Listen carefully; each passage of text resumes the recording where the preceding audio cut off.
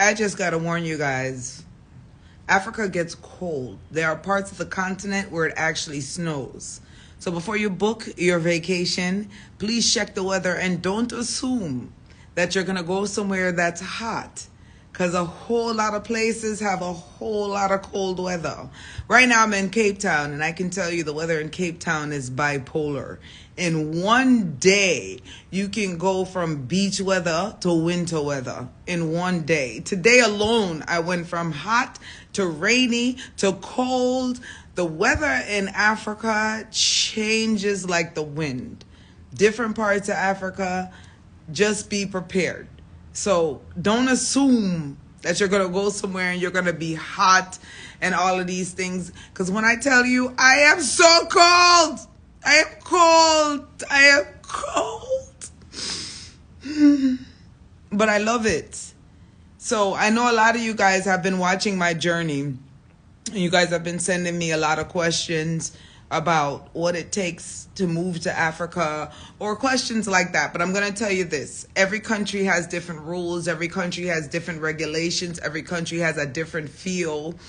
Every country, cannot be determined by one word or one description when it comes to the continent of Africa, because they all have a different feel. I've only been to Fort New York cold. Listen. I should rest now. I just got in. I'm about to go rest right now. I'm in Cape Town. But I didn't expect this much cold. You know what I mean? I didn't expect it at all. Anyway, I've been to 4 countries. I've been to Ghana, Tanzania, Kenya, and now South Africa. And I can tell you that all of them feel different. The thing I love about Ghana the most is the Volta region. The Volta region is still, I would say, not untouched, but not as touched as many places. So it doesn't really have that tourism development where you're going to find a bunch of hotels and stuff like that. And to me, that was the best part of Ghana. And it's right next to Togo. So if you want to do multiple countries, you can visit Togo, which has a lot of great things that I have yet to see and I'm going to go see soon. Tanzania, that was the first one. Actually, Kenya was the first one, but Tanzania was the first one as an adult where I said, no booking, I just want to spend my money and go. And I can tell you that Tanzania is absolutely beautiful. It's a nice place to visit. Dar es Salaam, you'll find a lot of cultural things to experience. And then you have Zanzibar, which is for your beach getaway. So Tanzania is absolutely beautiful. Kenya is my first love, the 254. Their love for reggae, the culture, the fact that it's the home of the Big Five when you do safari, Masai Mara, the Masai in general. Kenya, I love you, 254. So this is my first time. Oh, you're going to Togo? Nice. I want to go. When I read up on Togo and I saw that all that they have there, I was so mad I didn't map out enough time to just shoot over there when I went to Ghana. But I'm going back just so I can go to Togo. And of course, Mali. Mali is where you find your mud cloth. That's the birthplace over there where you find the best mud cloth. But now I'm in South Africa. And I can tell you, I'm going to get people mad at me. But in the 1 week I've been here, this is my new favorite. It is. I love it. I love Johannesburg. I love the art district. I'm in love with Soweto and the people. So many warriors came from Soweto. And when I tell you the warrior energy is strong in Soweto. I was worried about coming to Cape Town because, to be honest, since going to Kenya and being on the beach and seeing how the coastline has been bought out by non-Africans, it kind of put me in a mindset where there's a lot of anger. I can't lie about that because I don't like it. I can see how it changes the mindset. So when I came to Cape Town, a lot of my friends was like, oh, you're going to have a bad time. You're going to have a hard time. Because, Cape Town is a very multi-diverse. But here's the difference between the coastline and Cape Town that I found. I found more of a balance with the intellectual side of us mixed in versus what I saw on the coastline, where it seemed way more predatory. You're just going to have to come here to understand that for yourself. But the best way I can explain it is, imagine people were, in my opinion, I can only speak from my opinion, have not seen a lot of the world. So what they see is what they know right there on the coastline of the beach. So the interactions they have, a lot of it is limited to what they've learned from the people who visit. Over here in Cape Town, I feel like there's a bigger diversity, a bigger knowledge of self that's different. I find that it is more of a humanity balance in a certain way. It's still unfair, and it's going to be unfair. And why it'll be unfair in Africa, for me, and I say Africa, and yes, I know it's a continent, and I'm always going to speak for me, but why it's unfair for me, my own personal opinion, is the fact that you have a continent that has suffered a lot of damage at the hands of people who are non-African. And before anybody non-African starts jumbling the jumble that they sometimes jumble, slavery and indentured servants are in every community. It doesn't matter. It doesn't matter. India, China, it no matter. Russia, indentured servants or any form of slavery is in almost every culture you can imagine. The difference is when you involve yourself in other people's affairs. So you see what people are doing and you decide to go into their country and capitalize on it. That's what makes the difference. And that's what I think is going to anger, hey Jazz, what my baby. And that's what I think is going to anger a lot of Africans, or should I say diaspora, people who have not lived here and then come here. I think that's what's going to anger them.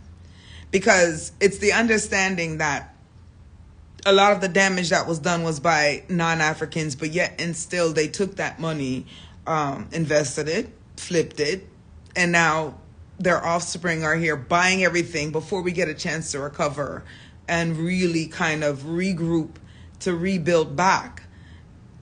To me, how I see it is the equivalent if you were abused, you were raped, you were mutilated, you were robbed, but you're forced to live with the same people who did it to you before you had a chance to heal.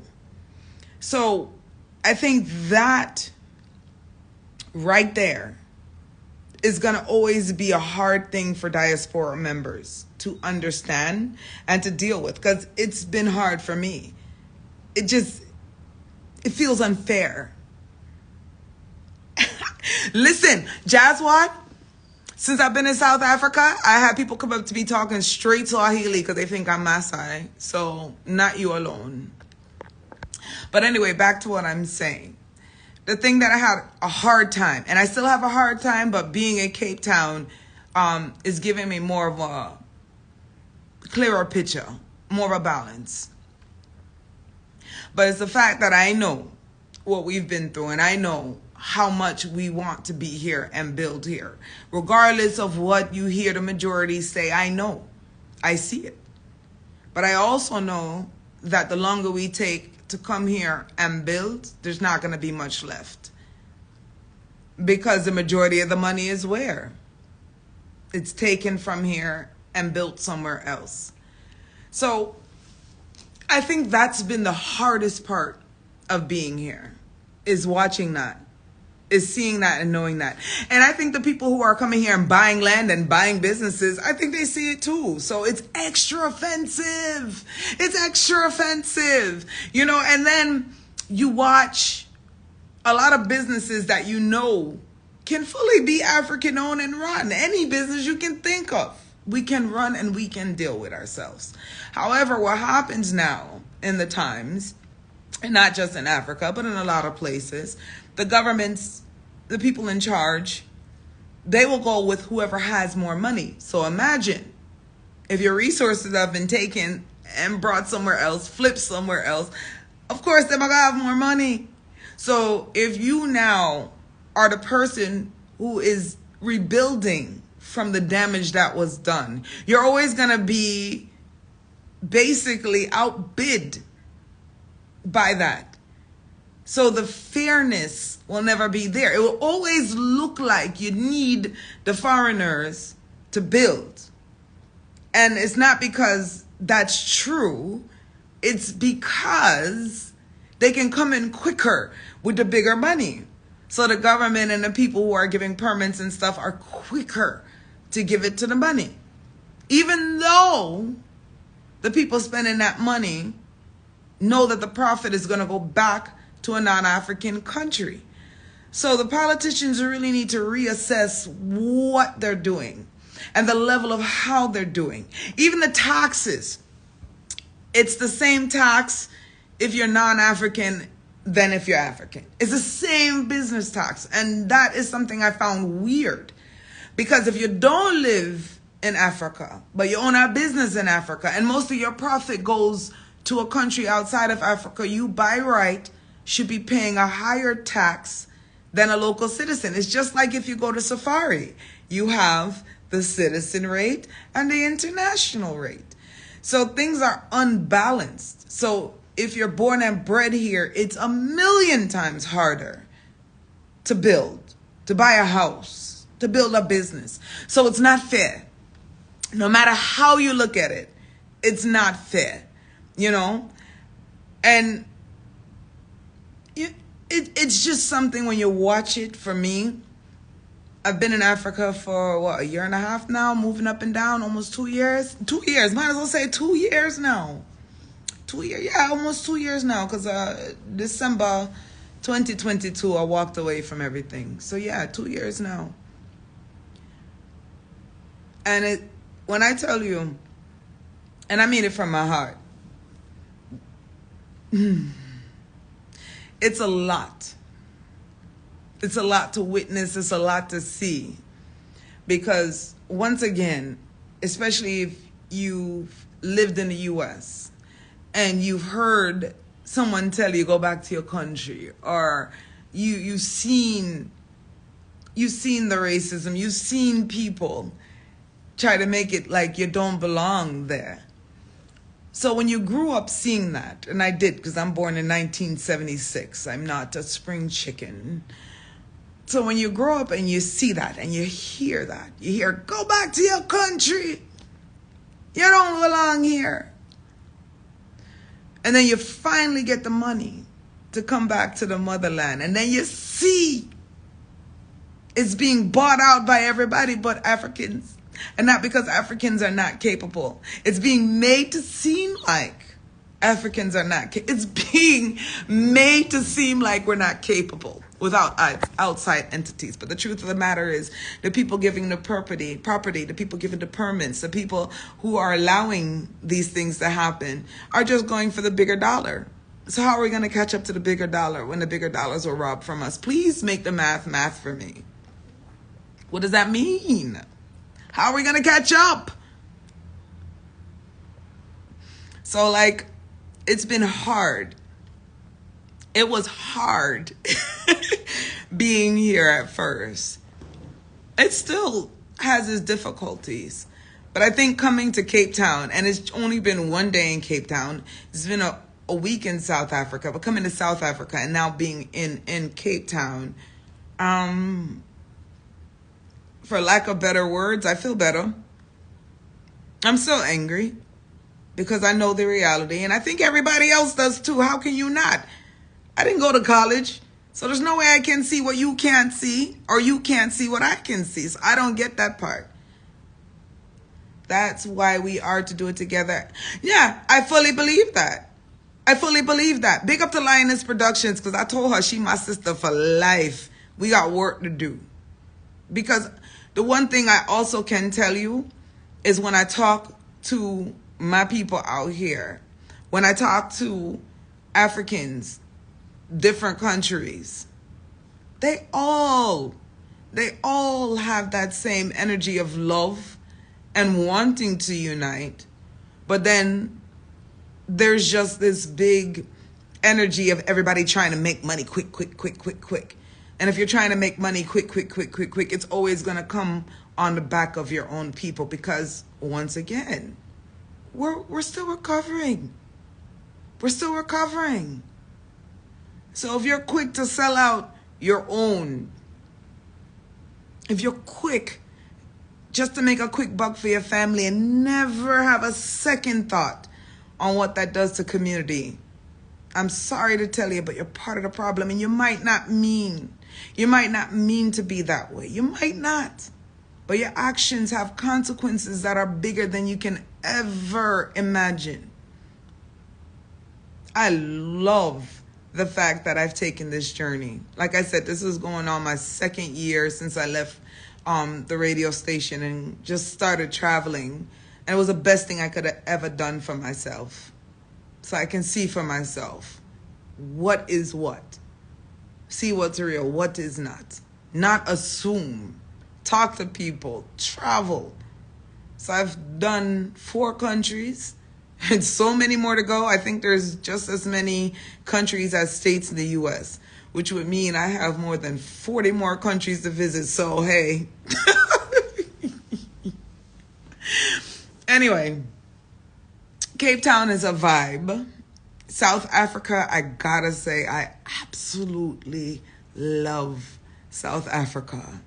It's like you can be in the city, Johannesburg, without feeling that overwhelming energy that you may feel. If you're like me and you get very overwhelmed over sensory, yeah, Johannesburg is a city you can definitely feel peace in, because it's like city without the city. And I love it.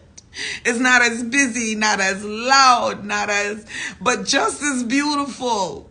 I love Johannesburg. Soweto, what I can say about Soweto is like just being there. I didn't do much. I kind of just was still in Soweto. But the energy of like warrior energy, it was just in the air. Thank you, G. Yes, the Skinner glow. It's the Africa glow. Thank you, G. Listen, I am changing my tour groups for next year. I already talked to the 4 people that booked for my Jamaica to Africa, to Kenya, rather. I'm changing that tour group. It's not just going to be Kenya. It's going to be multi-country. So that's why you're not seeing me post much, because I'm formulating all of that. I'm looking forward to it. I want to bring all of you here. If you want to buy land, I want to help you buy land. If you want to build a business, I want to help you build a business, because we need to, and the opportunities are prime.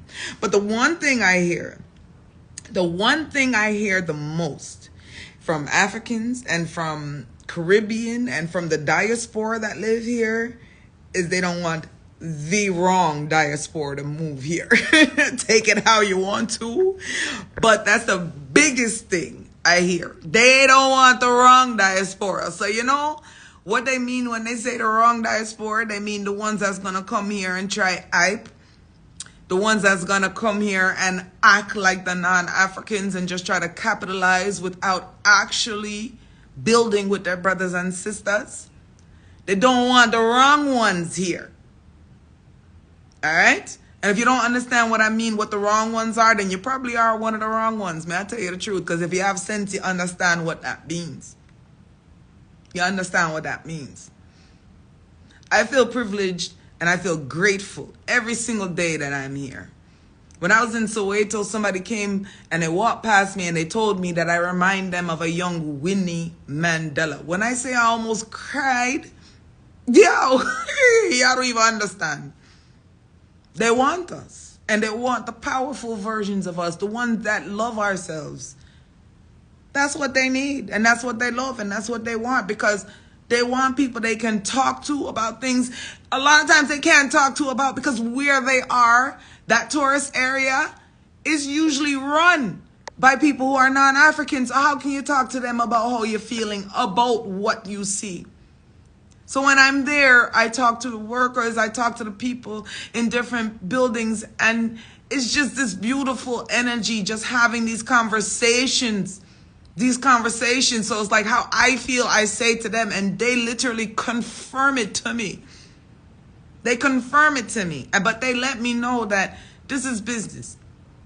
So we're just going through the motions, but we love our people and we love each other and we want to build.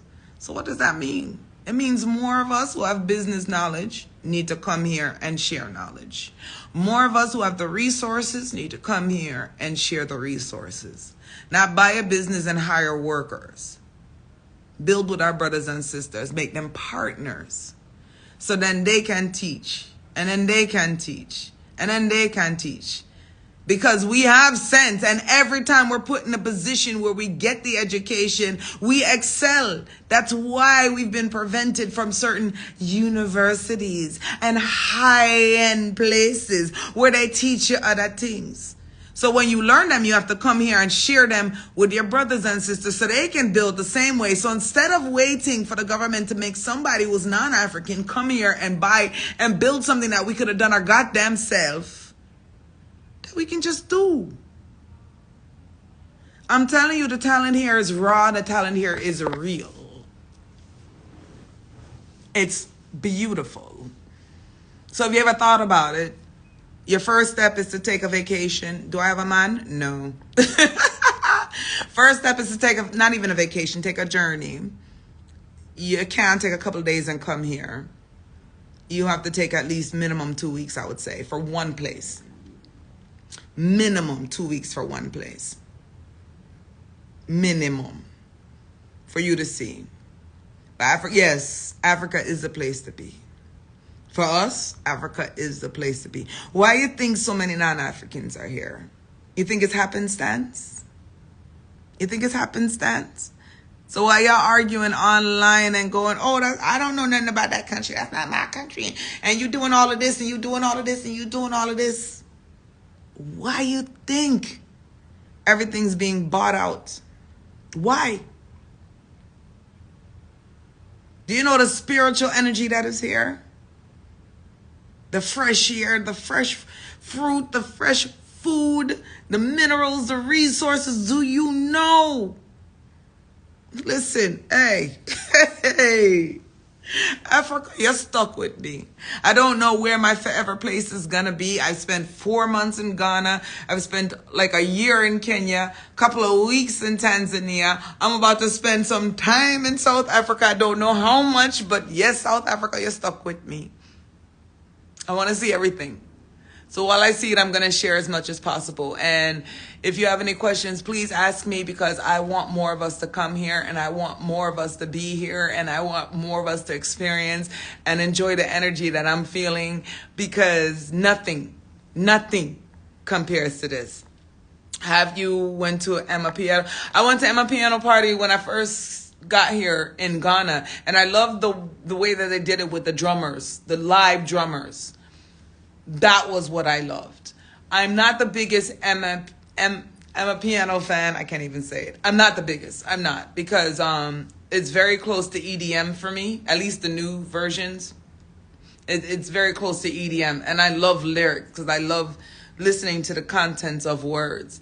I'm not really a person that's just the beat. I need lyrics. So I don't get a lot of that. Tell them again, G, high quality only. And trust me, if you need an apartment or a business, I'm only helping high quality. You can't be a tegger egg and call me and ask me for advice, because I'm going to lie to you. I'm going to send you to the worst person. I'm sorry. I don't want none of that around me. That's why I left the business. Too many chronic people in the business. And I don't give a shit who I get mad by saying that. Too many chronic people have entered the entertainment business because it's easy to get into. And the minute social media came in, it really elevated that energy that the more you're willing to sell yourself any way you can sell yourself, you will win. The more you're willing to do boon foolery and coon foolery, you will win. And the more that infiltrated entertainment business, music business is just the least of a safe space it was for me, because I don't give two shits about that part of it. Music is medicine. And if there's no medicine in the music, what the fuck is the point? Motherfuckers started making these social media people artists. And even though they knew these people's songs sucked salty ass donkey balls, y'all would big it up because y'all liked the energy of the person of social media online. Are you kidding me? Y'all have turned music from music into a puppy show. And when I say y'all, I definitely mean y'all. Y'all turned it from music to a puppy show. And that is something that has been the hardest thing for me to swallow. So for me, I was like, y'all can have that shit. y'all can have that shit. Entertainment is entertainment. Music is music. And at least back in the day, there used to be a balance. The balance has gone straight to entertainment and is not entertaining to intellectuals. I'm sorry. It's entertaining to sheeps and lambs. It is not entertaining to intellectuals. Sorry. So you got to decide where you want to be on the side of history. You want to be one of the lambs that's still stuck all up in what we've been talking about, the mental slavery. I'm not even going to preach. I'm just going to put it out there. You can stay there stuck in that side. And you see the people that talk truth and then all of a sudden disappear. That's why. Because I realize most of you don't listen. You don't want to listen. You want to live over there. When over here is so much better. It's harder. It's harder. But it's better. And in the long run, it is better for our people. But some of you just think fast money, Gucci, whatever brand you're buying today to impress your friends online and do fuckery, which is exactly by design. Put the shiny thing in front of black people's face and watch us act a fool. So if you want to be on that side of the history, God bless you. Not me. Fuck right off. Not me. So anyway, if you want to come to Africa and you really want to build, there's a lot of stuff that can be done over here. And I'm telling you, start doing your research. Start doing your research. Don't keep thinking about having to do things by yourself, because you don't have to do things by yourself. You have so many people here in Africa that are capable of so many things, but maybe they never went to business school. So maybe you went to business school so you would know how to formulate the business. Edley! Wagwan! So maybe you went to business school and you're able to formulate a business, but maybe you can't sew. Maybe you can't make jewelry. Maybe you don't know anything about the sea and fishery, but you know business. Why not come here, find someone who's skilled in the business that you're interested in, and partner? You see, a lot of non-Africans are coming here and buying businesses and then making Africans their employee. Even though some of the Africans that they are making their employee, their business couldn't run if that person wasn't involved. And if it was someone who was non-African, instead of making them an employee, they would make them a partner. This is where the diaspora comes in. You know business? Come here, build a business, find the Africans that know how to make whatever product is in your mind. And don't make them your skilled worker. Make them your business partner. Teach them what you know. Let them teach you what they know. Don't feel like you have to be the only person doing it. Allow your brothers, your sisters, your cousins, your uncles, your aunties, your grandma, your grandpa to learn what you know and share, because we have to do this for each other. We have to. Nothing you are going to see me do going forward in Africa is for me to start a business. Anything I do, I have to make sure the people around me know the process of what I'm doing. So if you want to go forth and do it for yourself, you can do it for yourself too. That's the only thing that's lacking. That's the only thing that's lacking. You think Africans can't make a place where tourists want to go? You're a fucking fool if not. However, the way a lot of businesses are run overseas, maybe they don't know. They don't know how to file their business on Google Business. They don't know how to put their business on TripAdvisor. So when you come to Africa, you'll find most of the tour companies that are successful are non-African tour companies. And that's only because they know how to manipulate the system a lot better because they've been exposed to it more. Come share information. Because that me I gotta do. That's what I'm doing. Come and share. Okay?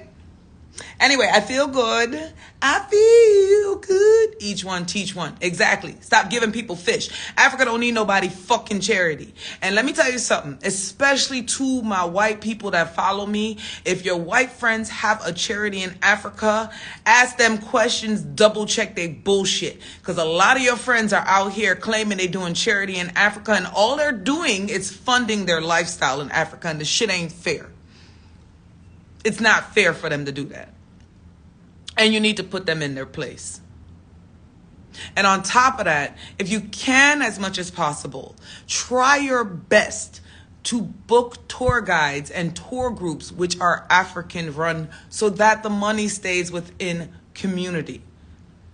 It's only fair. It's not asking much. Ain't nobody saying nobody's supposed to go nowhere. Ain't nobody saying nobody's supposed to visit nowhere. But it is this constant buying of land, buying of businesses, but then sending the money outside of Africa that is highly damaging and highly offensive. And not only financially damaging to communities, but mentally damaging to communities because you are cutting people's ability to dream. They just want to now get a job and make life easy versus dream and build for themselves. And it is not fair. And if you have sense and you run a business, you know what you're doing is not fair. You know it's not fair. So again, if you are not a part of the diaspora, because the diaspora, when we build here, we build and the money stays here. A lot of non-Africans, that is not the case. So if that's you and you're doing that, and you have an African who is basically running your business because you know without them your business would fail, and they are not a partner versus an employee, then what you're doing is nefarious and it is wrong. And you know that. The history your family, your ancestors have with this country, you know it's wrong to continually take, and take. So if you're going to build a business and not make anyone in Africa a partner where they're making a share of this business, so this company is giving back, then what you're doing, you're one of those people. You're one of those nefarious people that's here raping Africa and continually to rape the place. You're no good. And there's no two ways about it. So, anyway, people, when I tell you, hey, anything you want to ask me, hit me in the DMs. I got you. I got you. Because I want more of us to be here, but only the right versions of us. And they love us, and we love them because we family. I've never felt anything other than love.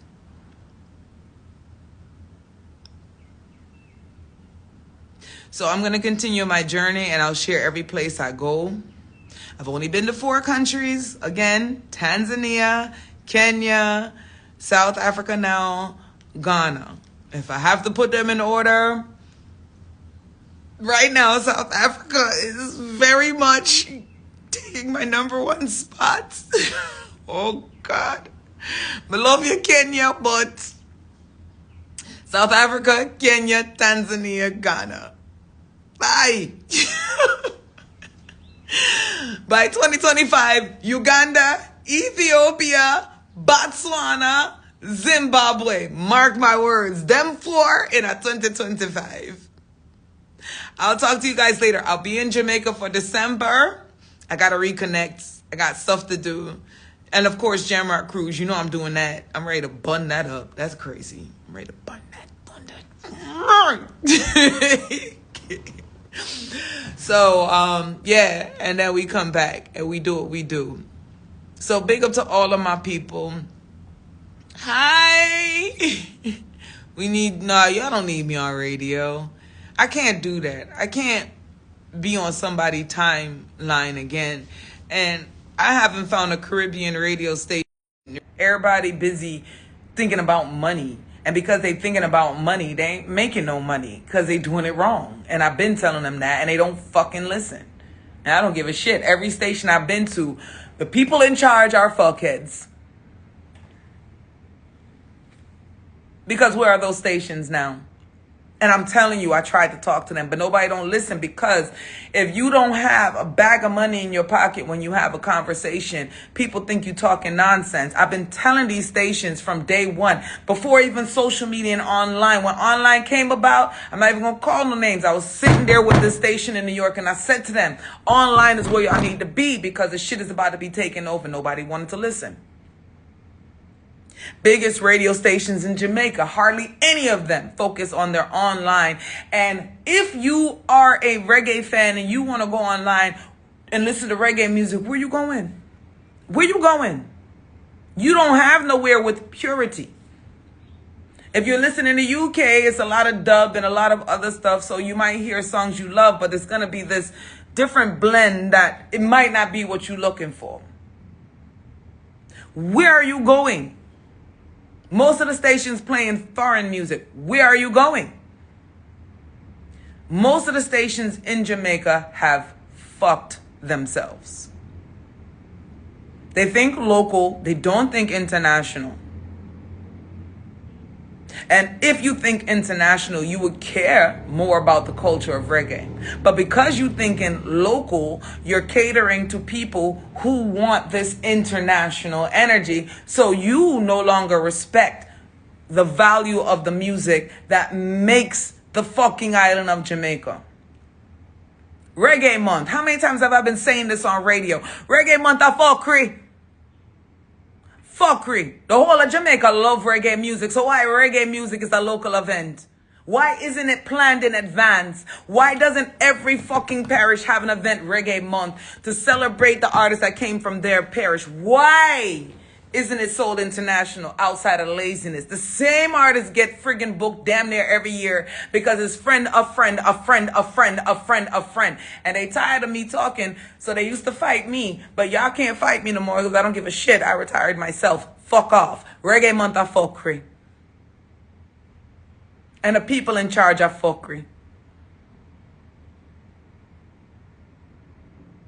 You know how much money can be made locally by people if you would just take the damn time to do it right?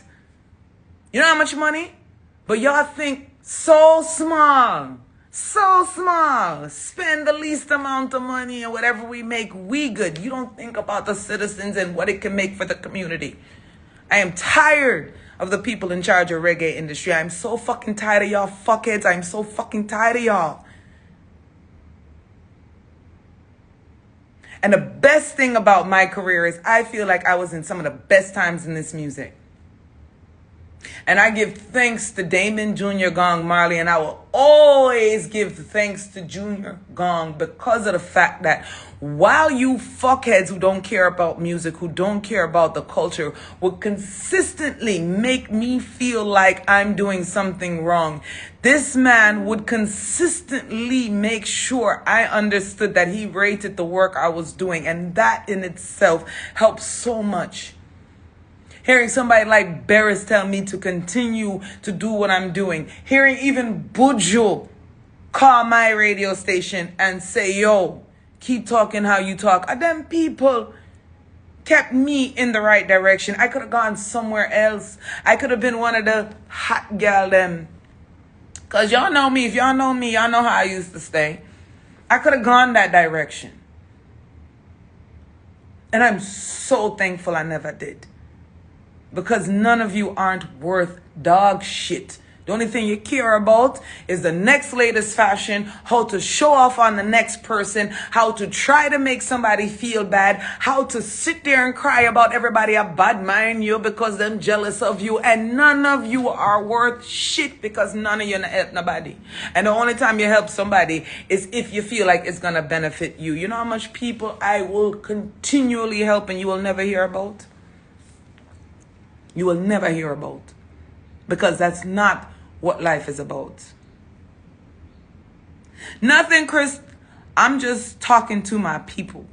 Hey, baby. How are you, Chris? Pick up yourself.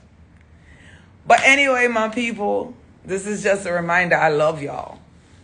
And one of the biggest battles I had in my career was constantly feeling like I was doing stuff wrong because of how my brain functions. So I would constantly try to do what everybody else is doing because I'm like, the way my brain functions makes my life harder. So I would think that I was doing things wrong. You know, why can't I not tell somebody that that bothers me? Why can't I just accept it? Everybody else is. That's how everybody else gets ahead. But something in my brain will constantly chip. So I was never able to do that. And I'm so thankful. Because do you know how many of your artists are so lost right now? Every day they wake up and they're so concerned about getting your love back. Because everything they are is equated to social media and how much attention they can get. Do you know how many people are suffering from mental illness right now because of stuff like this? When the truth is so simple. The truth is just going out there in community, loving your brothers and sisters.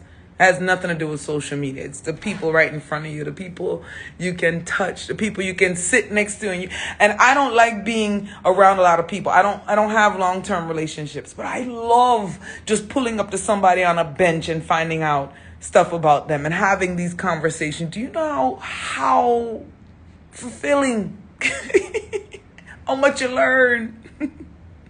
Truth is not on a cutting table trying to look perfect for people who don't care about you. Truth is not in your bank account. Although making money makes life easy because you could travel with the money. Just don't make the money run you. You know? Truth is in caring about your people and seeing your people. Not the bad, but the good and how far we've come along and wanting more for your people. And it has nothing to do with anything because everybody should be that way. If you're Chinese, you should love off Chinese. If you're Russian, love off Russian. If you're European, love off European. If you're African, love off African. That's how it should be. And then love off humanity. But make sure the people who you're sharing that love with truly love humanity. Not the benefits they get for being the race they are in humanity, but every human for exactly who they are, their moral value. The world will be a better place if we could do that. It would be. Depression is a problem in the Black community. I see you, and that's really because it's by design. It's by design to make us care about things, fashion, and brands. What is that bubble? It's by design to make us fight each other.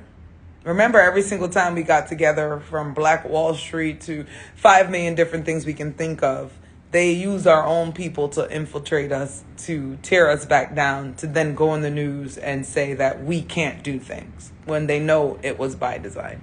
So in the long term, we have to be able to be smarter than all of this. We have to stop arguing over bullshit. We have to stop feeding into bullshit. We have to stop selling ourselves out for bullshit. And we have to understand that it's not about the money. Money will come. Money will come. More money will come when we stop selling each other out. Because we're selling each other out for scraps. Can you imagine if we don't do that no more? That day will come. That day will come. Anyway, I love y'all. I do. I love y'all. And I pray every day more of my people come over to the light side where we were born and bred, how we've been from birth. I wish more of my people understand that we are so fought because we're so powerful. We are so powerful. How can people hate you but constantly want to be around you? Does that make sense? Think about the logic. They don't hate us. They envy. What's wrong with you? If you hate somebody, you're going to constantly go in their space.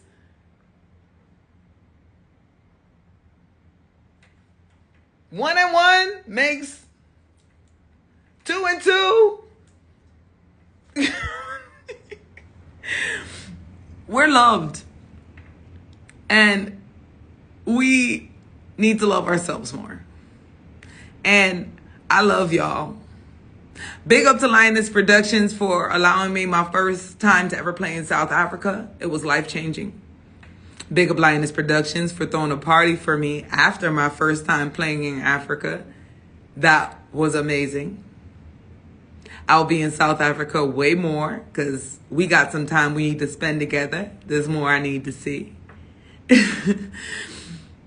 And I got a new name, which was given to me by a key member of the Lucky Dube band on October 18th, which is the anniversary of Lucky Dube's death. And if y'all understand how much that means to me, that's why I haven't shared the name yet. That was my most special moment here in South Africa. That, and the fact that so many people thought I was Maasai, that would be the second one. I was honored about that. And my third most special moment was when I met an elder man in Soweto, and he passed by me and told me that I reminded him of a young Winnie Mandela. That was my third favorite moment in South Africa. Another great moment, I always said I wanted to speak to a spiritual elder, and I met a woman who is so amazing, and all I'm going to say is I'm going back to see her. I didn't bring the camera, and that is definitely a beautiful thing that it wasn't on camera. I'm going back to get her story. And what makes her even more special is her history with the movie Shaka Zulu. Like, I met people that have affiliation to the movie Shaka Zulu. Like, I grew up watching that movie. And not just grew up watching that movie, but like when it would come on TV, every single Easter, like it was days because it was hours. It's like an 8 to 10 hour long movie. So it wouldn't be one day. And remember, there's no rewind them time because I'm 1976, my bond. So I'm talking in the late 80s. I'm watching this, right? There's no rewind. There's commercial breaks. So if you miss, you miss. When I tell you every single year, them put Shaka Zulu on TV on Sunday at Easter time, Jesus, anytime it run, you will find me in front of the TV. I don't care what's going on outside. Let me love you, Shaka. Shaka, let me love you. I mean that. You touch my mother again, and I will kill you. I mean that. Shaka Zulu. Un Shaka Zulu. And I met people from the movie.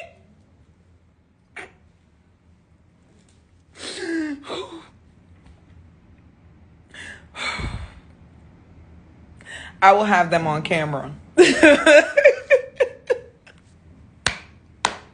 South Africa, we not done. This trip, we not done. We not done. Anyway, y'all, I gotta go. I just came back in from my trip. I got a bunch of video to look through. Plus, I gotta go to the bathroom. It's cold outside. So, I'll see y'all later.